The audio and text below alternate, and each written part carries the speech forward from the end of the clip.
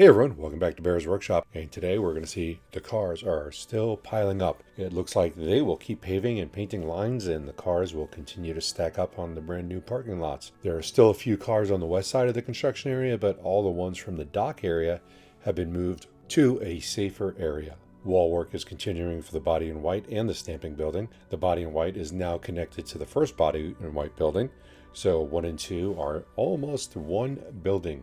I wonder if they'll change the names, but doesn't really matter, does it? They are connected in with steel only, and they're going to put the metal decking on the roof, and then at some point they'll remove some of the walls, and those two buildings will become one. The work in progress building is getting its steel decking for the roof, and that will complete the connection between the body in white number 2 building and the stamping building.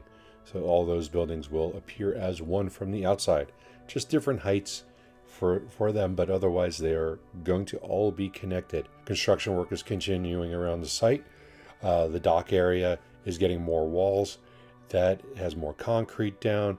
It's all looking really good. Most of the walls of the main building are up, with the exception of a little bit by the dock area and a few other spots where they have left the walls down for access for concrete trucks and other large equipment. Those will probably stay open for quite some time as they bring in machines that are too big to go through a normal dock door, something that is completely normal for that to be done. We will be doing a live stream of the Lucid factory later this week, so please come back and join us. Though we're not 100% sure that we will with the holiday, we'll see what goes on, because if there's nothing going on, well, it still could be interesting to see what's going on. And again, if everyone's out eating turkey and stuff like that, maybe nobody wants to watch. We'll see, but more than likely. We did a live stream of the Nikola site earlier today, so if you guys are interested, please take a look at that.